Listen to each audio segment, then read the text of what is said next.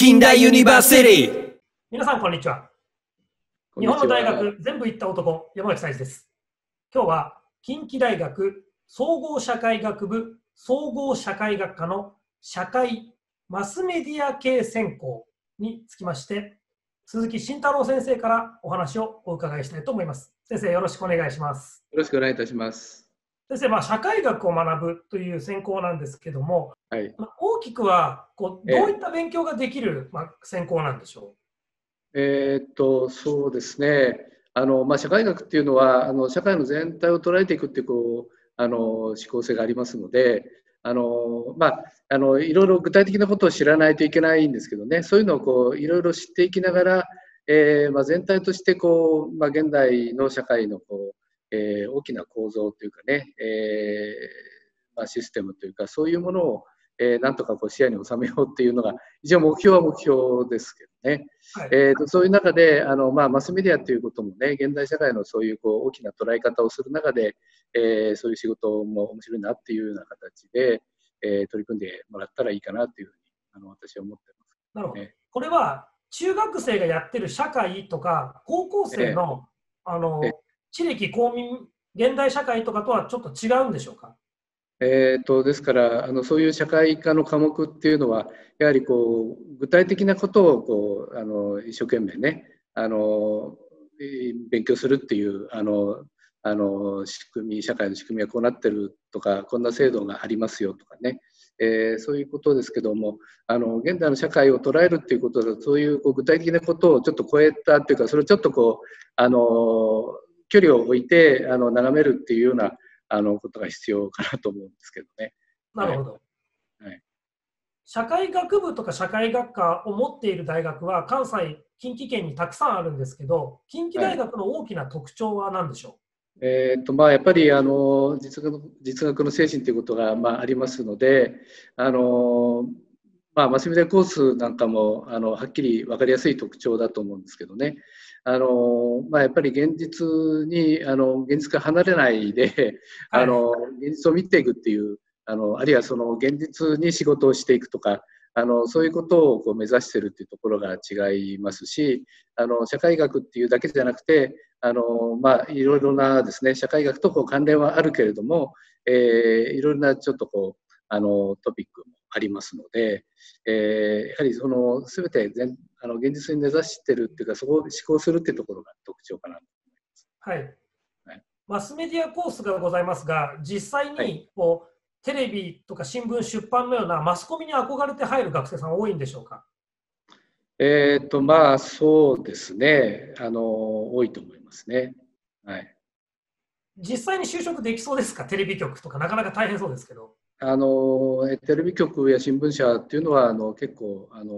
毎年のように就職入社できる、はい、出ておりますので、本人の努力次第っていうふうに言えると思いますけどね。こういったマスコミに入れる学生って何か違いますか？大学時代の努力と。ちょっと正直私は分からないんですよね。ですから、NHK みたいなところに入社した人もね、いるんですけども、1年生の時から知ってる学生でしたけども、なんかこの人はすごくいいところに就職できそうだとかですね、難しいけども NHK 入れそうだとか、あんまりそういうふうに別に悪い意味ではないんですけども、あんまり入った時からもう、目立つ感じでこの人は絶対こうなるだろうみたいな、そういうことは逆にないかなっていうか、むしろ在学中にいろいろその人なりに気づいたり目覚めたりすることがあって、それが結果につながってるかなっていう、そんな印象を私は率直に言って持ってます。なるほど。実は私も自分が大学は社会学部社会学科なんですけど、受験生に何を学ぶとこって説明すると何とも難しいんですが。難しいですよね。本当に、はい。はい、社会の方はむしろどちらかというと日常に近いところで社会本当のところ一個一個具体的なことは分かるけども、全体としてどうなってんのっていうようなね、例えば少子高齢化っていう言葉があって、みんな知ってるといえば知ってますけども、なんでそういう現象が起こるのかみたいなことは、本当はみんな疑問だと思うんですけどね。だからもうちょっとなんていう子育てを支援したら少子高齢化なくなるのかって言ったら、私はなくならないと思ってるんですよ。あ、そうなんですか。うん、私の考えですけども、もちろん私一人じゃないけども、女性の地位向上っていうのがすごく大きな要素だと思うんですね。だから、女性が何人子供を産みたいかっていうことをこう決める力をね、発言権をこう持ってきているわけで、その教育の面でもそのキャリアの面でも女性男性と遜色ない感じになってくればくるほど、少子化にしかなりようがないで、世界的なトレンドだと思うんですよね。だからそれを後戻りさせようとかっていうのは、それを考えると不可能っていうふうに。なるほど。少子化止められないという。そういうことを学んでいくっていうのが社会学部だと思うんですね。結構ぶっちゃけ話みたいな。まあ、ぶっちゃけっていうか、物事の本当の本質っていうか、社会の本質っていうことになるべく迫ろうとするっていう、ただ現象だけ見てると、なんとかできそうな気がするわけですよ。もっと子供産んでくださいみたいなね。確かに。そういうことで、なんとかなりそうな気がしてる人もいっぱいいるんですけども、そうじゃないっていう、まあ、だんだん分かっていくっていうか、何が本質なんだろうっていうことを学んでいくっていうことが、まあ、ちょっと私授業なんかでやってるちょっと話どぎついですけど、自殺の話とかね、これもどうやったらなくなっていくかみたいなことなんですけど、原因が何かっていうことが分かんないと対策ので、まあ、私の意見ではいじめとか経済的に苦しいとかそういうことと違った苦しみっていうのがね、現代社会にあって、それをもうちょっとみんな理解しないといけなくて、自分も本当は経験してるはずだけども、なんかこれ大したことないっていうふうに思っちゃって、まあ、本当にそういう現代社会だからこそ起こる悩みとか苦しみっていうのも理解まあ、ここで勉強すると少しできるようになってくるかなっていう、そういうことはちょっと言いたいですね。実際に入学してくる学生さんたちってどういう志望動機で社会マスメディア系選ぶんでしょう？ですからそれこそテレビで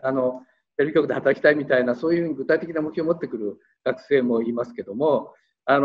逆にですね、本当に漠然として特にやりたいことがないから、まあ、いろんなことができそうなここに来ましたみたいな、そういうのはありますね。正直私もそういう大学生だった気がしますね。実際に社会学を学んでるときに楽しい、面白いと思う瞬間ってどんな時でしょう？そうですね、まあ難しいんですけどね、あんまりなんかワクワクドキドキっていうのとも違うんですけども、ちょっとしんどい中でいろいろまあ、文章にまとめたりなんかしてると、まあ、見えてきてまあ、自分なりになんかやってよかった感があるっていうような、そんな感じですかね。なんかだからやってみるまではっていうか自分の考えていることを述べてみるまではどうもなんかすっきりしないっていうような、中で、まあ、上手にちょっと話せたかなとか書けたかなっていう時に、面白いかなっていう。今先生ご自身が興味関心をお持ちの研究テーマは何でしょうか？ですから私はさっきの自殺の話とも関係するんですけども、まあ、現代社会特有の悩みとか苦しみとかね、まあ、期待と現実のギャップっていうのは結構私キーワードだと思ってるんですけども、でそういう時に自分の考えにこだわってるとなかなか抜けられないので、いろんな人とコミュニケーションしながら自分の考えを変えていくっていうことが大事だと思ってるんですね。だからまあ、コミュニケーションはすごく大事だよっていうようなあたりで、だけどまあ必ずしもコミュニケーションの重要性とかコミュニケーションの勘どころって言いますかね、一人一人世界が違うんだっていうことが全ての出発点だと思うんですけども、一人一人は違うと、はい、こういう一人一人の違いとか世界の違いってもっと関心を持っていくっていうことを、まあ、どんなふうにしたらまあ、みんなに分かってもらえるだろうかとか、あるいは個人的にも本当に視野を広げていろんな人と対話したりコミュニケーションしたりできるようになるにはどうしたらいいだろうかとか、まあ、そんなことを、まあ、自分としては一番今考えたいことですね。なるほど。今高校生みんな家にこもっていてなかなかコミュニケーションできないんですけど、はい、こういう自宅にいる高校生が今社会学やマスメディアに興味を持っている場合、こう自宅でできる勉強って何かありますか？基本的にはどんなふうに生きていくかっていうことを、まず考えてみるっていうのがね、大事かなっていう。ちょっと知られてる本ですけど、嫌われる勇気なんていう本があって、はい、嫌われる勇気。これはいろんなこと書いてあって面白いんですけども、若い人の悩みって割とよく掴んでるかなっていうのと、それから人のためになんか役立つことをやっていくっていうのがすごく大事なんだっていうことを強調してるんですね。で、大学生っていうのはそもそもそういう小学校から始まって、一番最後っていうことで、これから社会に出てくるっていう中でね、学校って本当特殊な世界なんですよ。自分のために勉強しなさいっていう世界なんで、あるいは自分のためにクラブ活動しなさいとか、だから人に役立つとか人に頼りにされるとかですね、世の中に貢献するとか、そういうことを全然考えないでやっちゃうんですね。だから自分をもっとやりたいみたいに思ってもっともう一生大学生やっていたいみたいな気分になる人が多くて、あとは人間ってそういうもんじゃないと思うんですよね。自分でやりたいことも自分が欲しいものも欲しいとかやりたいとかっていうのはもちろん大切なんですけども、人のために役立つとか人に頼りにされるとか、そういうのもすごく自分にとっては人間として大事なことで、自分を支えてくれるとかね、自分の誇りに思えるとかそういうことにつながっていくと思うんですよね。二本足で立つように自分は人に役立つっていうこともやりながら世の中生きていかなきゃいけないっていうふうに考えを少し人間らしいところにシフトしていくっていうかね、今までの学校の生活っていうのはかなり特殊な生活だったんだっていうことを理解していく必要があると思うんですよ。現在の社会の構造、大学の洞察から言ってもですね、学校っていうのは本当現代社会においてかなり問題ですね。人生の最初にもう自分のために生きる生活になっちゃうっていう、そういうことをちょっとっていうふうに思うんです。でそれからあとは英語ですね。英語みんなやらないっていうふうに思ってるかもしれないけど、それこそそうとは限らないっていうような本がありまして、英語化は愚民化。これはですね、いわゆる英語できる人が活躍する社会っていうのはちょっとどうかなっていうことですね。で、日本というのは日本語にすごくこだわってきたっていう歴史を持ってるっていうことをまず理解して、英語にすごく憧れてるんですけども、実際にやってきたことは日本語の世界で何でも分かるように作ってきてるわけですね。外国語の文献はどんどん翻訳をしてつまりノーベル賞を取るぐらいの研究も日本語の中でできるようになってて、私は英語得意じゃないですっていうふうにノーベル賞を受賞してる人が言うぐらいになってるっていうことです。だから日本が世界に示していることは、英語に頼らなくても生きていけますっていう、そういうことだと思うんですね、むしろね。ですから英語、もちろん私は個人的に英語すごく興味がありますし、どんどんもっと知りたいっていう気持ちは強いんですけども、そういうのを分かってもらいたいという気持ちがある一方でですね、なんかやみくもに英語やんなきゃみたいに思ってるのはちょっと待てよっていうそんなことはちょっと